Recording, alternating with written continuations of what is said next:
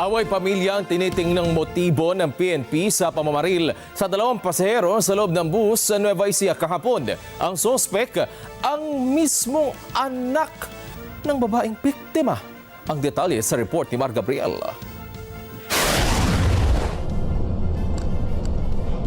Mula Kawayan, Isabela, patungo sana sa San Vicente, Tarlac ang mag-live-in partner na ito.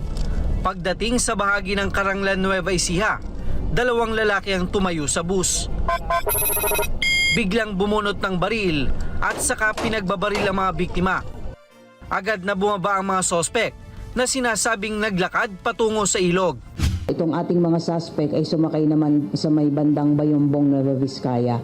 So pumunta na yung ating mga investigador sa Kawayan, Isabela para makipag-coordinate po doon sa ating local police para makakala pa po ng ibang ebidensya. On the part of the Nueva Ecija police po ay nag-start na rin po silang mag-backtracking po ng CCTV. Patuloy ang manhunt operation sa mga sospek na hinihinalang miyembro ng Gun for Hire Group. Sa inisyal na investigasyon ng mga pulis, lumalabas na may kaalitan ang babaeng biktima.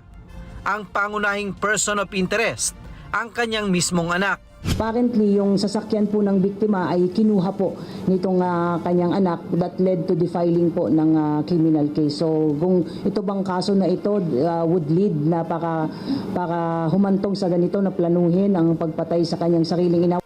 Nakausap na ng mga pulis ang anak ng biktima pero itinatanggi niya ang krimen.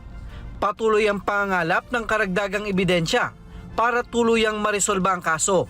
May sinasabi po sila na possible na video recording na nagsasabi po ng yung kapatid po niya ay may threat po. So yun po yung sinusubukan pong i-recover po ng ating mga police investigators po. Dahil sa insidente, pinag-aaralan na ng PNP na ibalik ang bus marshals o yung mga nakasibilyang pulis na sumasama sa mga bumabiyahing bus. Mar Gabriel, para sa Mata ng Agila. Matatag, matapang, matapat. Maraming salamat sa inyo pong pagsubaybay sa Mata ng Agila Primetime. Para malaman ang matatag, matapang at matapat na mga balita, i-follow lamang at mag-subscribe sa @net25tv.